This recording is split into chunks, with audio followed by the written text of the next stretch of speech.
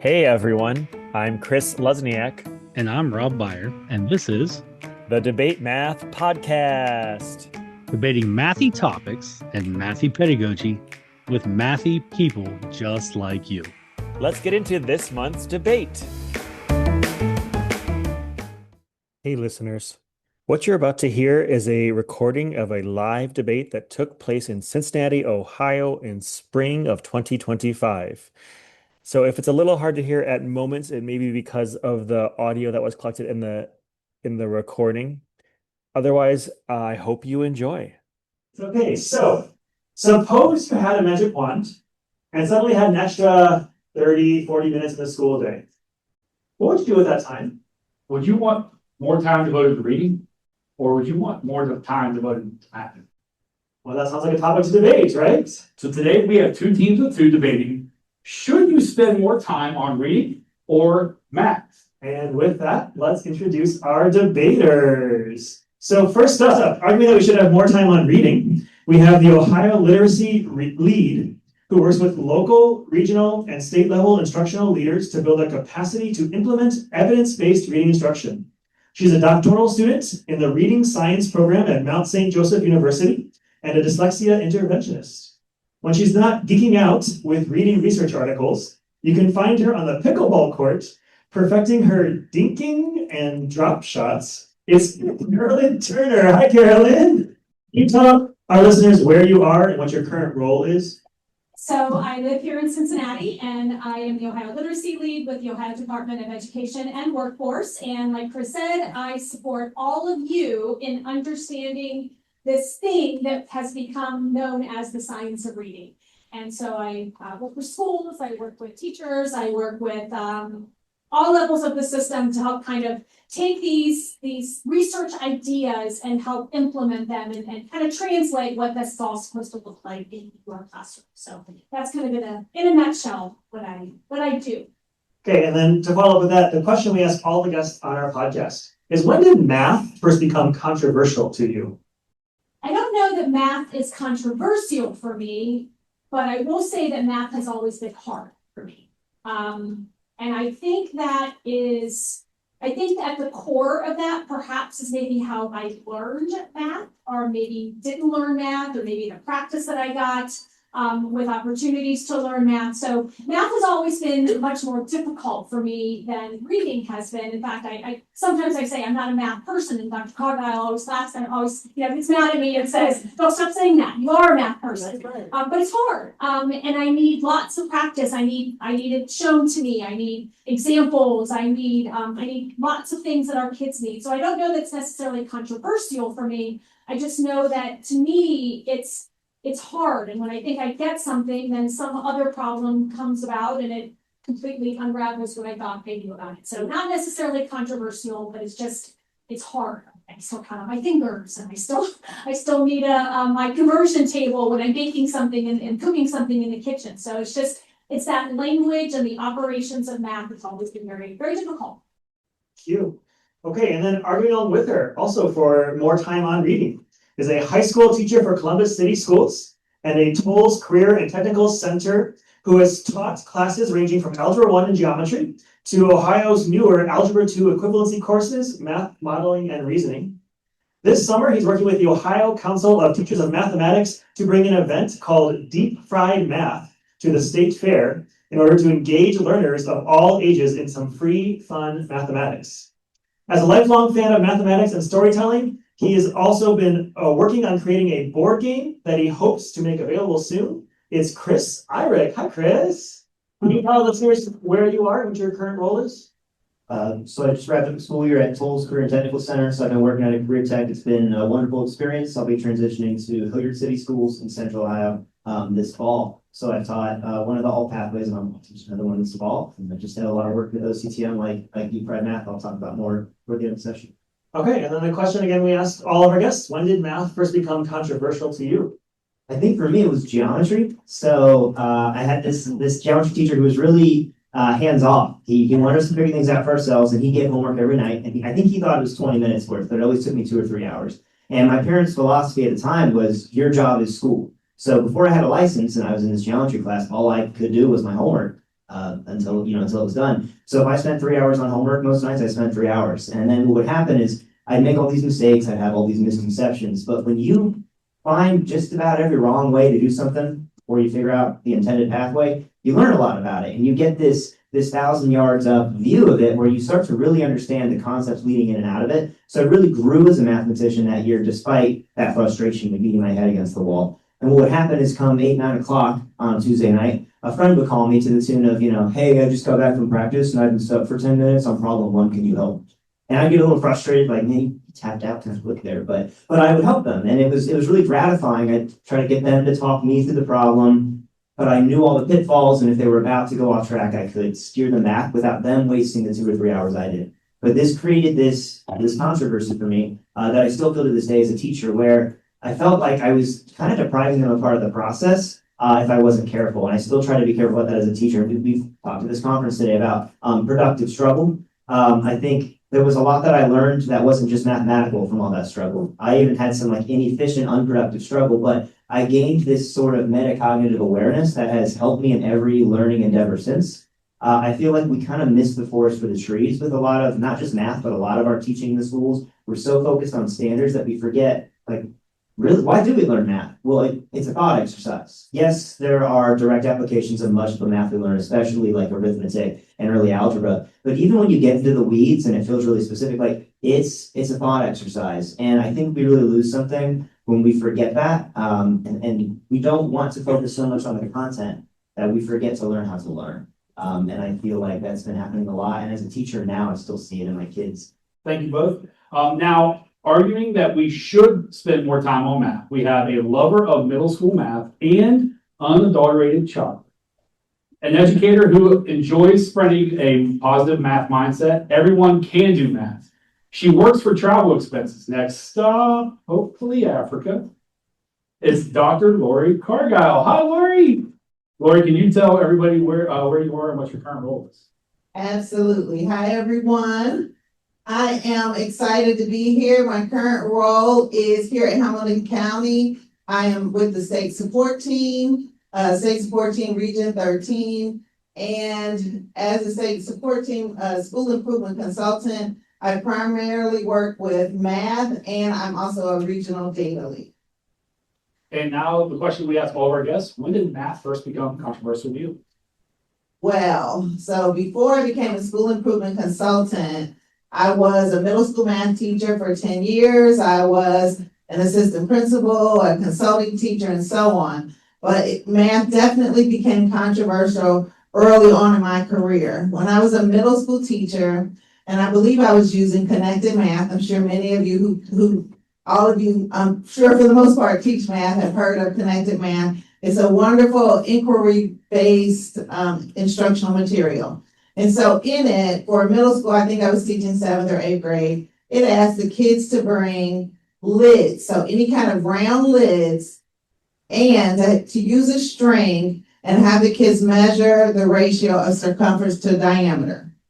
So when we did this, I recorded all of the results as the kids yelled them out to me on my little overhead projector. How many of you remember overhead projectors? So not to date myself.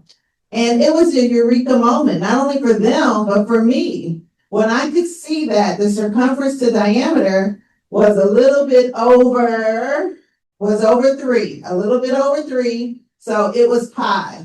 Way back in undergrad, I was a math major. I did not take the traditional pathway to becoming an educator. I knew that pi was a constant value. I didn't really know what that meant until I taught it. And I learned it in a conceptual way, and I taught it in a conceptual way. So it was a controversy for me because I learned that I was going to teach differently than the way I was taught. I was going to make sure that math was conceptual. I was going to make sure that kids really knew what pi was, that they didn't just go home and memorize 3.14.159 ... and not know what it meant. Thank you. And finally, is a person who has returned to the debate math stage once again, an educator, a principal, a co-author of the upcoming sequel to Street Data, Pedagogies of Voice, Street Data, and the Path to Student Agency. and still a dope human doing dope things in life and in work. Someone you can always count on asking the question, what do the students think? It's Crystal Watson. Welcome back, Crystal. Okay, so fun fact, when I was a middle school math teacher, Lori was one of my coaches. Wow. So proud. You should. No, right now I am the principal at the Rockdale Academy in Avondale. I am currently hiring a fifth grade science and social studies teacher. I have worked as a coach. I've worked as an assistant principal and then was kind of thrown in this year and found out that I really love what I do. I am a co-author with one of the original authors of Street Data, Shane Safier. Our book comes out in August, so please look for it. And we are looking for folks that want to do an author-led book study with us, and or do some implementation within your classrooms or your spaces to start to move towards a pedagogy of voice and agency for our kiddos. And now the question we ask all of our guests, when did math first become controversial to you? You know, and the story changes almost every time, I feel like, but it keeps going back to the fact that I went through high school. I went to Lakota West High School. Any Lakota people in here? Well, went to Lakota, and I graduated regular like anybody else. I wasn't, number one in my class or anything like that, but I graduated and I might have been number out of 500 kids, 122 222 or something like that. So I wasn't like, it was a regular graduation for me.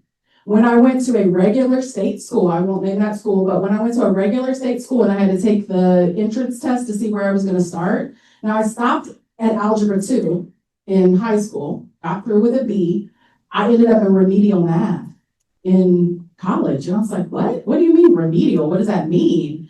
And for anybody that comes from a community where, families are really, really connected and they are successful from the eyes of, the society that we live in, that was kind of like am I dumb? Like, I'm asking that question, right? And I got into my remedial math classes, 082, with Dr. Couch at NKU. Oh, I said I wasn't gonna say their name. But she instilled, y'all, I'm so unserious, so get ready. She instilled in me that I can do math and I do know math, but there are tests out here that really bias towards or away from certain groups. And so it really put me on that trajectory to study that. But I was studying it from a criminal justice and psychology standpoint, and then ended up here. So I'm excited to be here. Well, thank you all for introductions, and let's begin. So we're going to begin with opening statements from each of the speakers. And we're starting first with Carolyn, arguing that we should spend more time on reading. Carolyn, you have 2 minutes. It starts now. Okay, well, this might surprise you, but I'm not going to advocate for spending more time on either subject because when we think about what grounds us, reading grounds us. And actually, before reading even grounds us in anything, language is what grounds us. And whether it be reading a text or reading a math problem or reading something in science or a history book, it's the underlying language that is the premise behind understanding any of the disciplines. So when we think about should we spend more time in math versus reading or vice versa, it's really about what do our kids need? How many practice opportunities do they need? How much instruction do they need? What kind of instruction do they need? So what I advocate for are good instructional practices, sound instructional practices, grounded in, to me in the reading world, it's the science of reading quote. And then also thinking about the high quality instructional materials that we are using. And do those materials allow for enough practice, enough instruction, enough explicit instruction, especially in the reading world, to learn that code and then apply the code to the language-based practices. So when I think about teaching reading and teaching math, there is a reciprocal relationship. And for those of you who are sitting in the room, and this is a podcast, so this is going to be tough for your listeners. But if you look at the graph that I have up on the on the around the room here, you're going to see that we did some initial analysis of the performance index on Ohio's ELA and math. And our senior research analyst showed this along a continuum, right? A correlation. Dots on the left and on the bottom right are all either performance index for ELA or performance index for math. And you can see they follow that line pretty close. So if you are in a school who's doing really well with your ELA scores, chances are pretty good that you're also seeing those same results with your math scores as well. Now, what's concerning to me is if you look at the bottom part of that chart, the larger dots, the larger circles, those are our larger schools.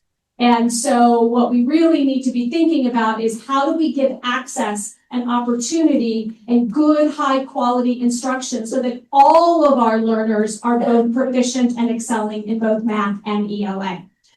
So you're asked to do a math problem, but your ability to do math is predicated on you being able to read the problem itself. So there are a variety of reading errors that occurred, but your reading errors impacted your ability to then solve that math problem. Now, there's also another issue there. I could be able to read all the words on the right-hand side, but there's a language there that I might not understand. You know, I'm looking at words like probability, I'm looking at ratio, I'm looking at random, I'm looking at selected. Those have a language, those have interpretation in math. So the reading is an issue, but there's the also underlying issue of the language. So I just want you to think about that in teaching and in educational outcomes. Language underlies everything that we do.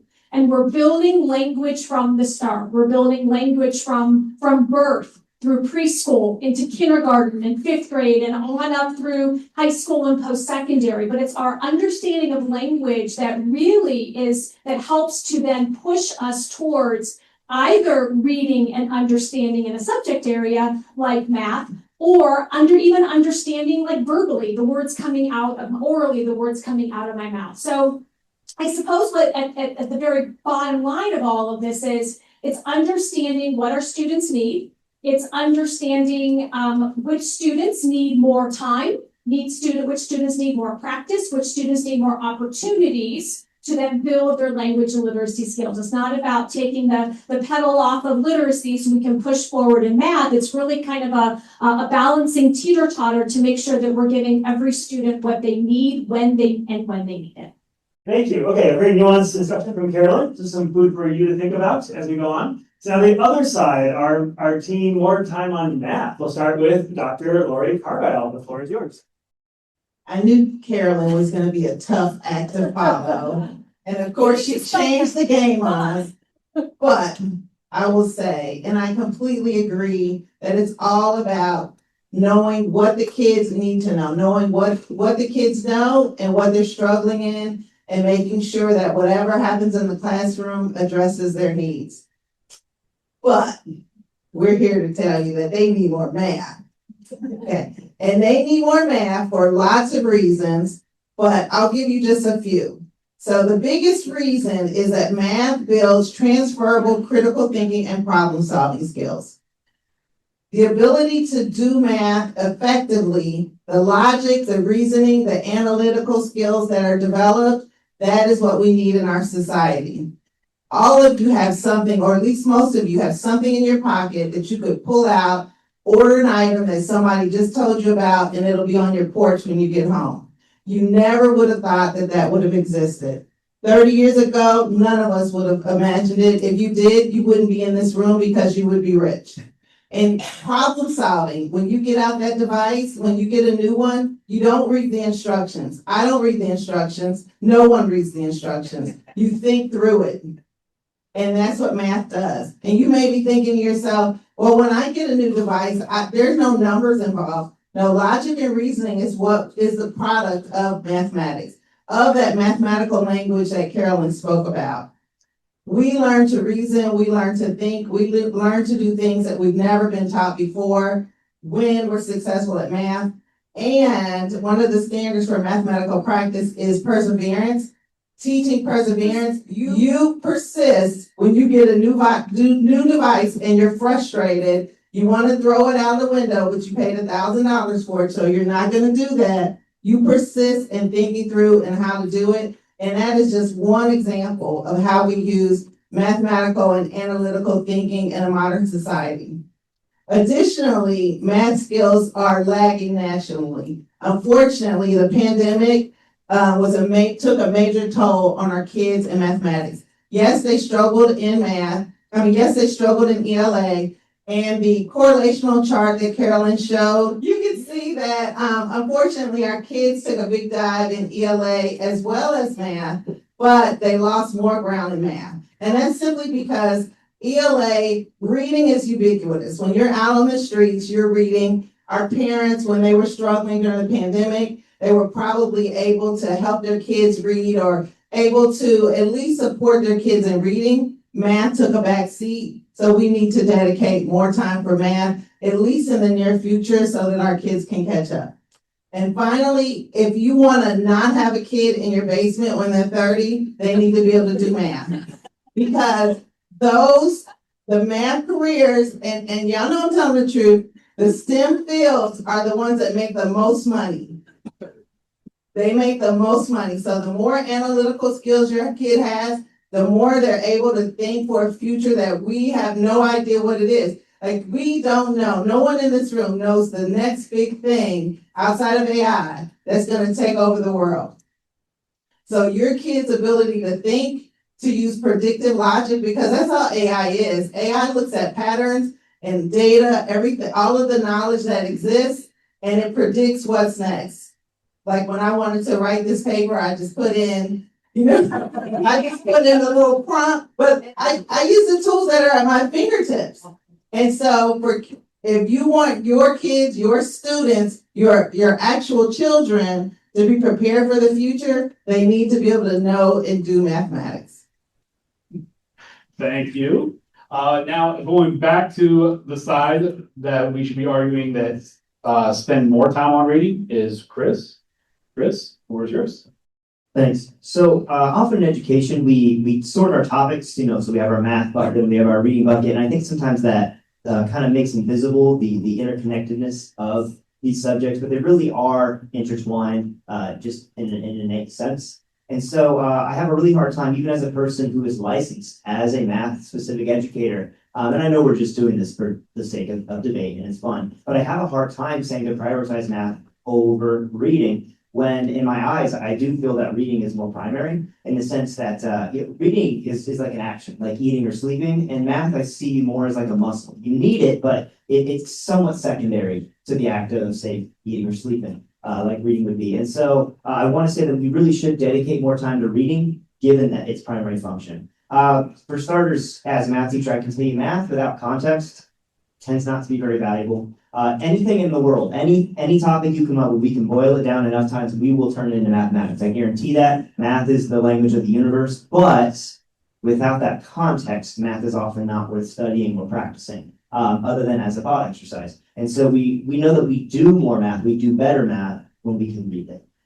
Beyond that, it's a bit pedagogically unsound to teach math without context. We know, especially as students get older, that we cannot teach every concept with physical, tangible, manipulative. Some things just, they don't translate in that way. And so we tend to dress things in a context that they can read or speak or hear or see. And if you think about, say, Bruner's theories, we're skipping some of the earlier stages of development and representation when we jump straight to the abstract. We need those stories. And so we need literacy to support the early stage of students' understanding of mathematics. We need that to get them started in ideas. Not to mention that, like any topic, math has a lot of vocabulary, a lot of academic language. So if you haven't mastered your basic literacy, I just feel that in a lot of ways, literacy is a prerequisite to quantitative literacy and many demonstrations of quantitative reasoning and literacy.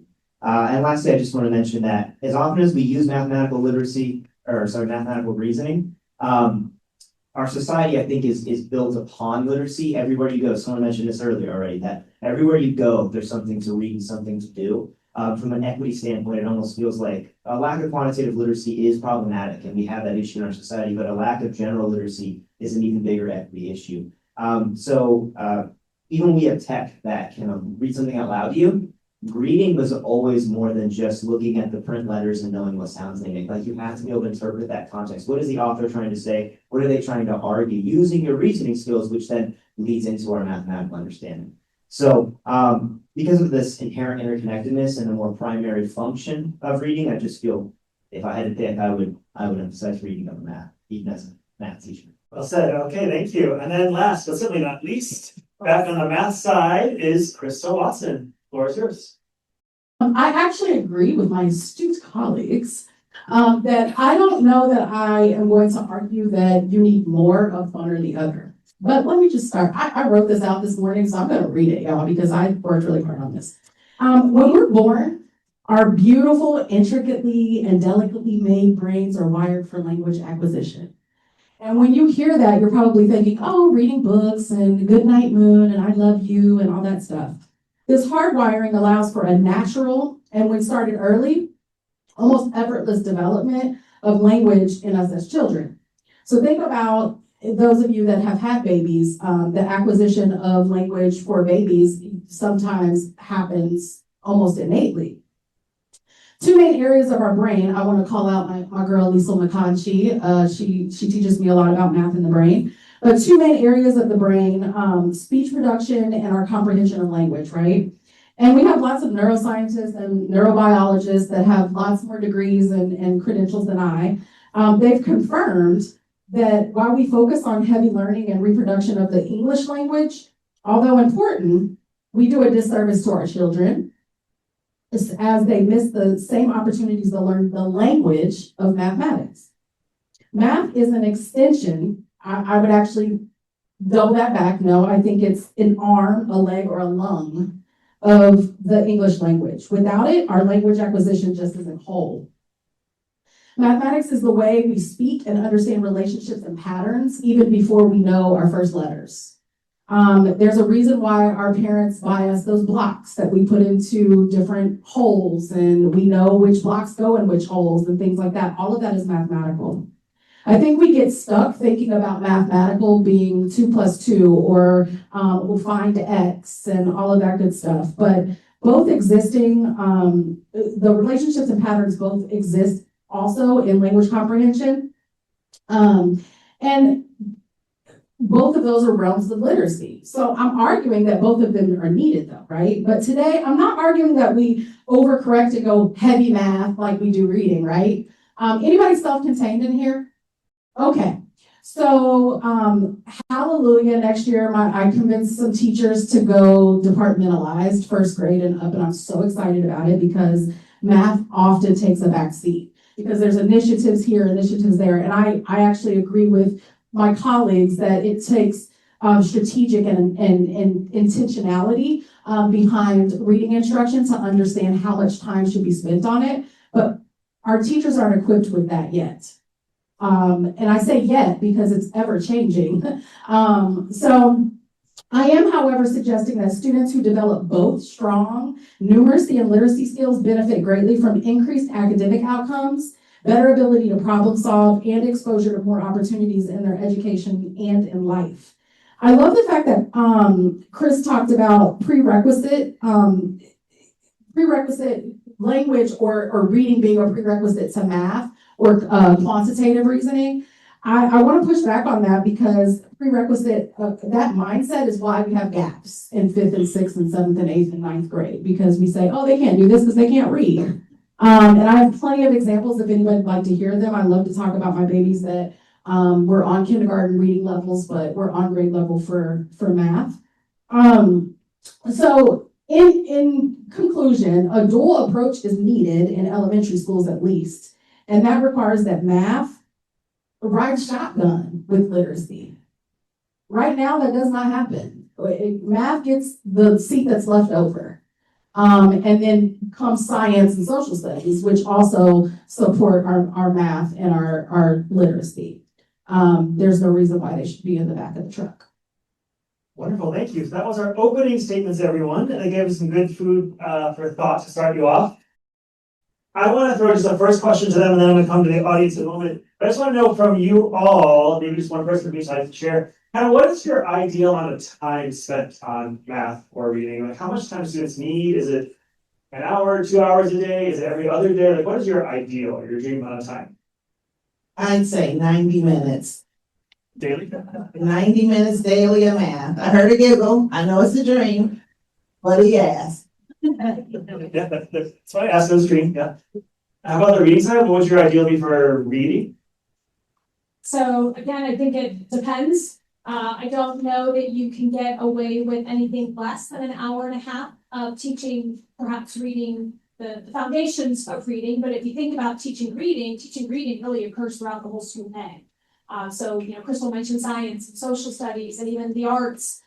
You're teaching reading in a sense because you're teaching reading throughout the disciplines. You're teaching how to read a math problem. You're teaching how to interpret a graph or a chart. You're teaching how to read a science text or a history primary source. So you're teaching all of those different areas. And I would also say that in the elementary years, perhaps in reading, the emphasis shifts over time as well. Kindergarten, first grade, there's more of an emphasis on those foundational word recognition skills, but we're not just teaching word recognition all day long either.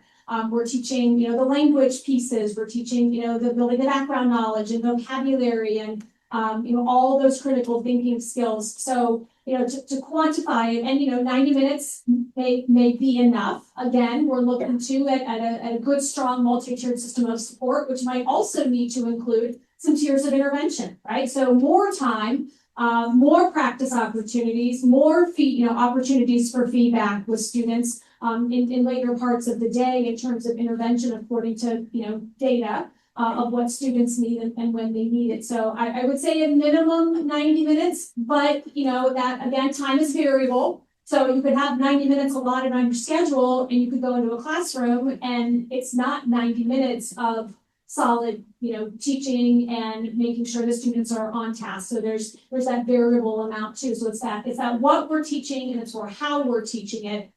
That's really the critical factors with the time element. From a teaching and administrative standpoint, so, we're talking about 90 minutes reading, 90 minutes math, like there's already, 3 hours. And we're also talking about intervention on top of that. What about the whole child? So it is going to be for both, like what about the arts, the music, world languages, PE, health? Like how are we, from an administrative standpoint, I know Crystal, you'll probably be the first one to answer this. From an administrative standpoint, you're looking at that master schedule for the year. How do we prioritize, like what does that look like on a schedule, not just in a philosophical way? So for me, as a new administrator, the one thing that I've noticed is we like doing things because we've always done them. So a master schedule is not anything different. It's like, oh, here's the template that I used last year. Just plug in who's there without looking at what our data looks like. How did the kids end the year last year? What kids are returning? Et cetera, et cetera. So like, for instance, in my building, we did tremendously well in 5th and 6th grade. They grew in every single tested area in 5th and 6th grade. So where I might more strategically mandate sometimes in other grade levels based on my observations of what skills teachers have, things like that. In 5th and 6th grade, they might have some more autonomy to kind of do what they're doing, but also I'm going to look at their data and see where I can strengthen, right? But I think that as administrators, we've got to get out of our own way and stop using the word differentiation without doing it. It's really annoying for teachers to hear, where's your differentiation? Didn't you differentiate? And I'm like, I'm sitting in a staff meeting and I'm hearing the same thing that this person next to me that doesn't know how to work their computer, but I shouldn't be in the same situation. So if we're going to want our teachers to differentiate and be able to do things that are specific and data focused, we've got to do that as administrators. We've got to be able to roll up our sleeves and do what we're asking and stop asking teachers to do things that we wouldn't do ourselves. Like if I'm scared of your students, but I'm telling you don't be scared of your students, that's a red flag. If I'm telling you that you need to spend 120 minutes on reading and 90 minutes on math, and then I never come and see what you're doing in that 120 minutes, to Carolyn's point, then that's a red flag. And I think that we've got to get out of the politics of being afraid to speak up against administrators that are doing those things, because they're doing a disservice to the kids, they're doing a disservice to y'all as teachers, they're doing a disservice to the folks that they're calling in as coaches. Because even as a math coach, I'd come in and I'd be talking to a teacher and I'm like, okay, let's set up what your block is gonna look like. And then there's no follow through. So I can't hold you accountable. I'm only a math coach. I'm a teacher, a glorified teacher that gets a little stipend every year. But your administrator is who can do that. So I feel like we've got to get out of, one, doing what we've always done, because it doesn't work. I haven't met a master schedule in any of our neighborhood schools that works to make sure that our kids are shoring up gaps and getting on grade level instruction. It's all about adult comfort. Also, second, prioritizing common planning, common lunch, and extra planning. So my team leaders in my building are getting 30 minutes extra planning next year, because guess what? They have to plan team meetings. I don't expect you, yes, you're getting a stipend, yes, you're getting paid well for being a team leader, yada, yada, yada. But that doesn't mean that I shouldn't do a little extra because you're gonna do extra for me and my kid and our kids, right? So I think the fairness piece is there too. And then thirdly, I think, again, as administrators, we've got to get outside of ourselves and the title. Because I could give a crap less who knows that I'm the principal in the building. I want to make sure that they know that I'm a person that they can go to learn from. I can help you. I'll pull a small group. I'll talk to kids. It's not about discipline all the time, et cetera, et cetera. So that's for me. Anybody want to come work at Rockdale? Come on. It's a great place. Now taking it to the other side, maybe Chris, from a teaching standpoint, I'm curious, your thoughts, same question, looking at a master schedule, I don't know how much experience you have with that. I've always said that I would prefer an irate parent over a master schedule any day as an administrator. But from a teaching standpoint, how can we incorporate a whole child as we are planning a day, if that were, you were able to do that? Yeah, I love a lot of things Crystal was saying. It really ties into something I'm very passionate about, which is this idea of teachers leading their own professional development and collaboration. I think we can tie a lot of what we've been talking about here. You hear the phrase literacy across the curriculum, and it is hard to prescribe how many minutes a day we need to read. But if we're actually following things like the science of reading in every classroom, then we are getting those 90 minutes easily, and we don't have to mandate that maybe ELA gets 2 periods and everything else gets 1 in 7th grade. Because I know that was the rule when I was in 7th grade. But you think about even math across the curriculum. Why not have the math and science departments collaborate, and the math teachers and science teachers talk about where is that overlap and how can we work together to make sure kids are getting more than just the 1 period a day of math, because it's being used in their science classes. And I think when we talk about districts wanting to implement PD for their teachers, we just, instead of paying someone to come in and run a session that, like you said, maybe only half the staff need, just let the staff work together on their needs and share within your staff. What do you have that you can give to each other right now that will help you all become stronger as a collective unit and help those kids get that literacy in mathematics across the curriculum? And I do want to, I must have spoken with Crystal. You had mentioned I had written prerequisite to showing quantitative reasoning. I've written a prerequisite to demonstrating quantitative reasoning. Maybe we can agree on that. Literacy is a prerequisite of demonstrating in many cases, although even in that case, you can demonstrate quantitative without regular, but it often is.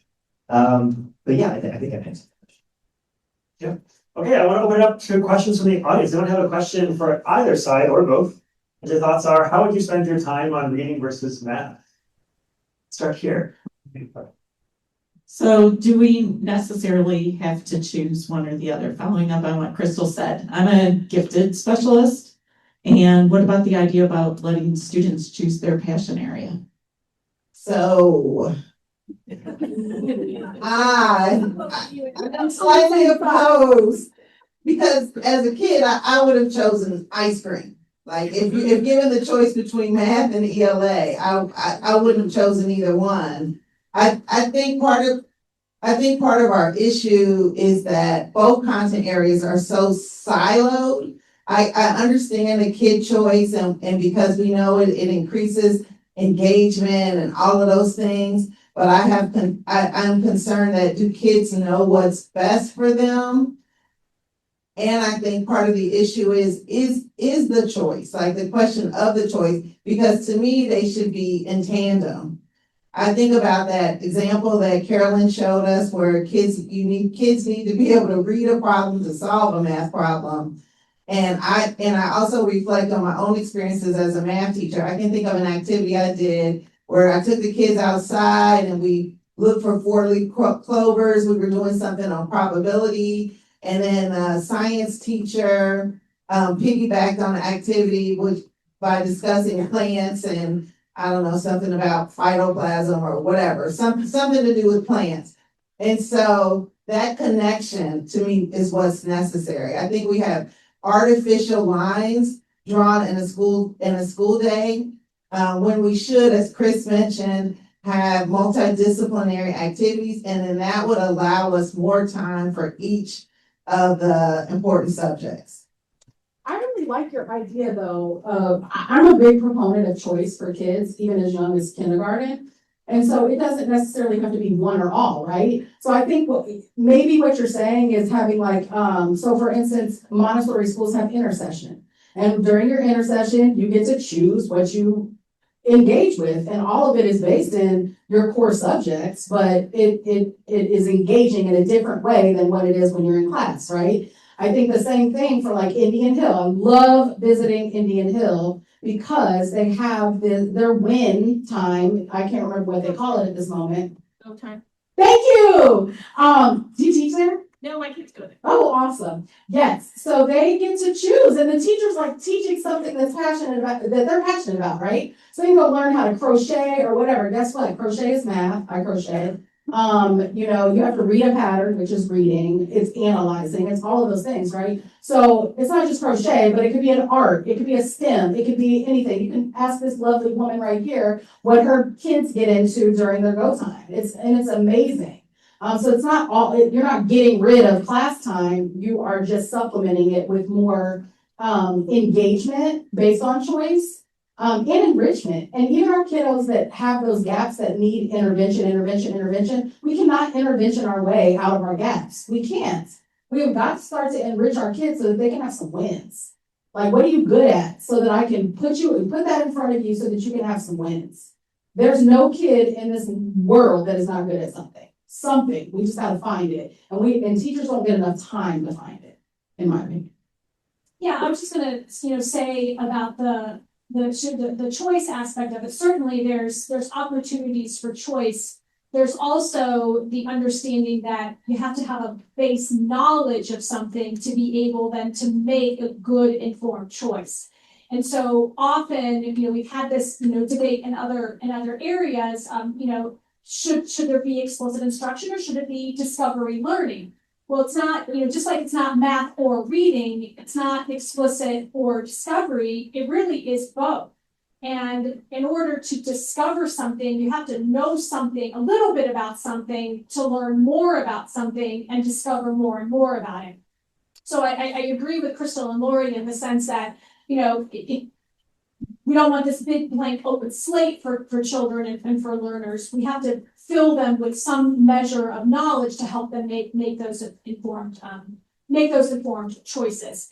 And in the case of learners who especially they have severe and persistent learning difficulties, that explicit instruction is absolutely necessary to give them that basis and that grounding that they need for later success. Especially, some kids might, benefit from an extension in their win time or their go time or whatever that might be. But there are other learners who really need some additional opportunities for instruction and practice within that time as well to be able to make better choices, informed decisions, discover, a particular concept, learn more about it. So that's kind of my thought. Discovery and explicit kind of goes hand in hand with reading versus math. It's really not an either or. It's really what's going to benefit the learner, the child most. I think we have time just for one more question. I have a burning question they really want to ask the panel up here. So this is diving into that intervention time. So being in a bunch of different buildings, I see that intervention time solely being spent on reading. So I know it's mandated for a couple different buildings, but asking for the panel, what is your ideal chunk of that intervention time?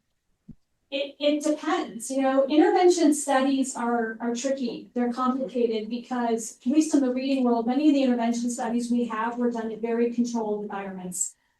They're done with researchers, they're done in a lab setting, they don't have all of the extraneous factors that are involved.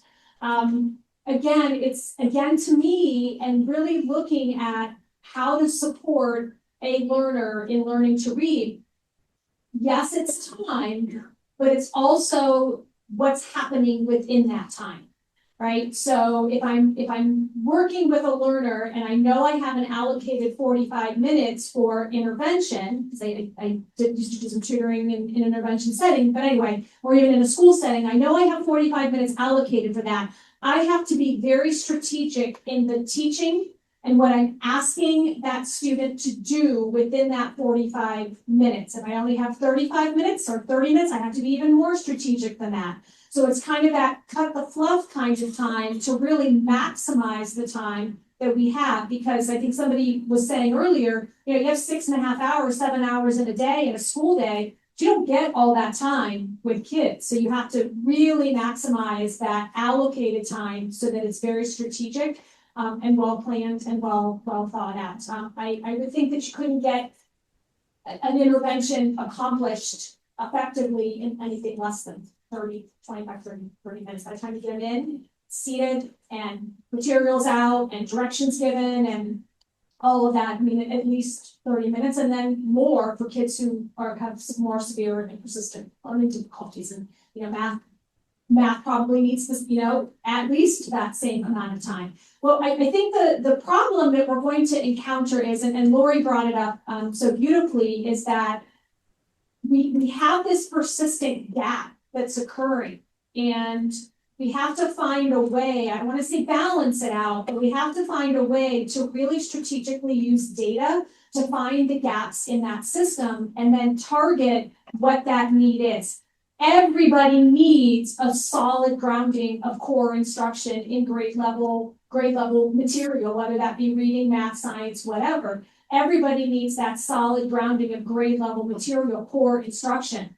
And then how we maximize the time for acceleration of particular learners or intervention of particular learners, that's going to be variable within your school day. You can't pay principals enough to develop a master schedule. I mean, it's just there's a science to the master schedule. There's a math to the master schedule, and it's really does start with the data.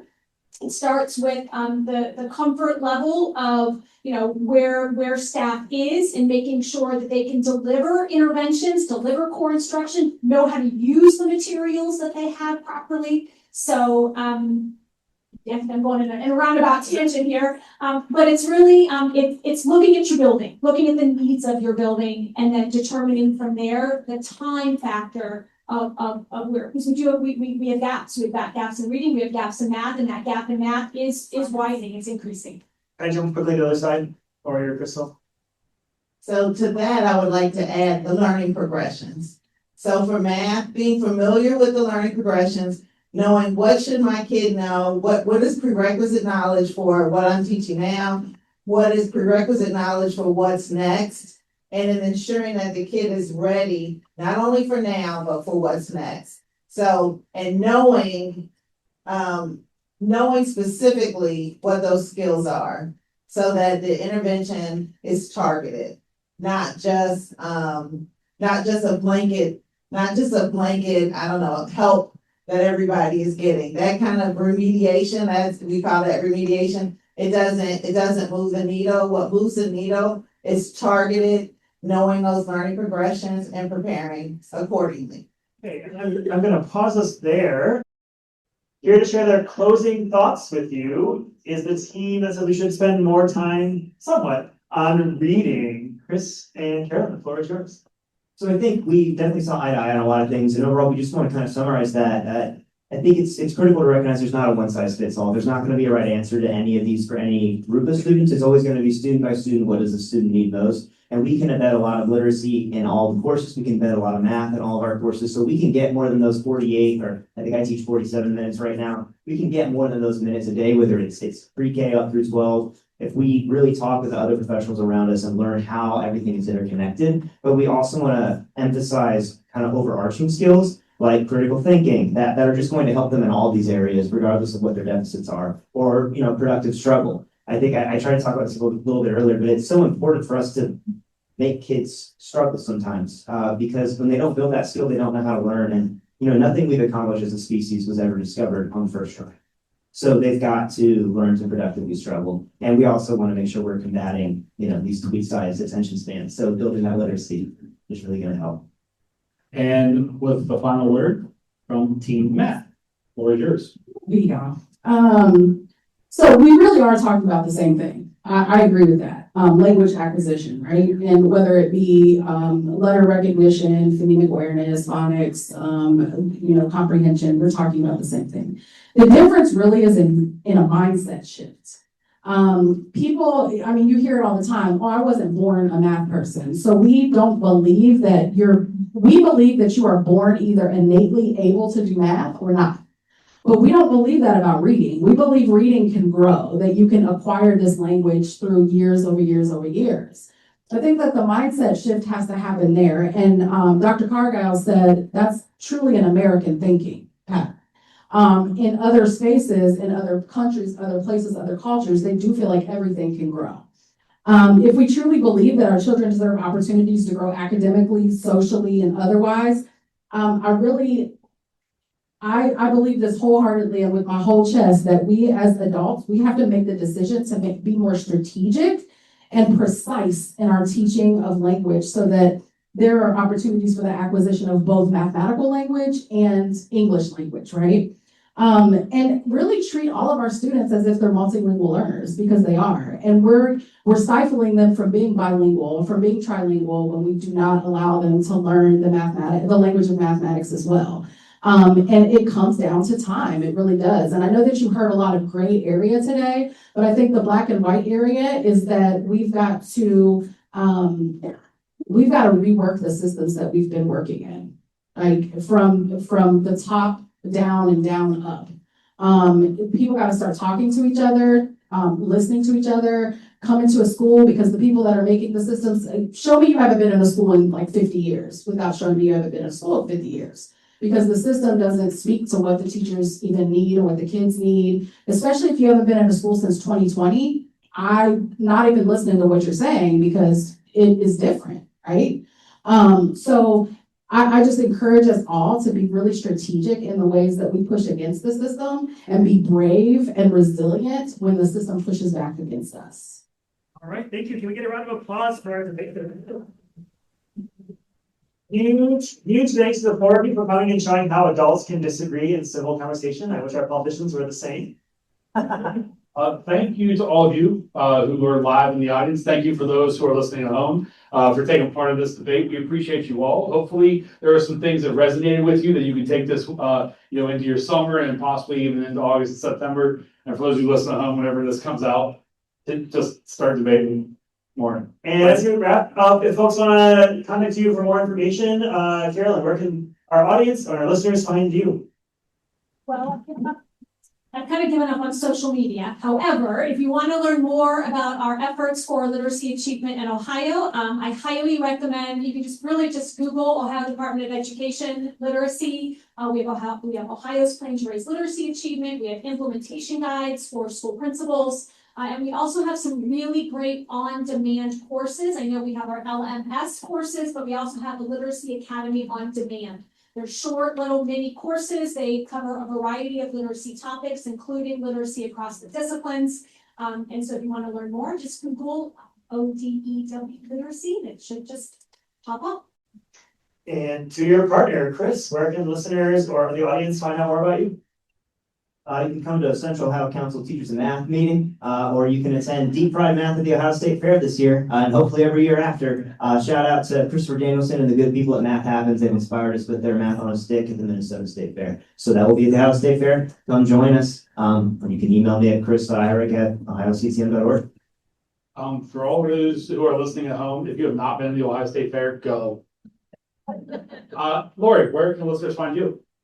Well, unfortunately, I don't have a learning management system or any kind of modules at the Department of Education, so you can find me here at Hamilton County. You can get a hold of me on all social media, Crystal M. Watson. You can, email me. Anybody know CPS's end of our email? CPS, BOE.K12.OH.US, but it's Watso, CR. Feel free to email me, DM me, on social media. I love to discuss and learn. I will take time to come and learn from you, to come into your classrooms or your spaces, so that I can acquire more knowledge to be able to disseminate. And I would love to invite you all to Rockdale, to some of our classrooms to sit in, and send some of my teachers to you so that they can sit in as well. All right, once again, thank you to all our debaters. Thank you for sharing your thoughts. And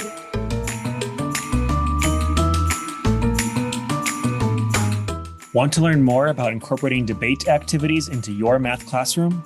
Go to luzniak.com/podcast to sign up for my mailing list and get your first set of example debate activities you could use with your students today.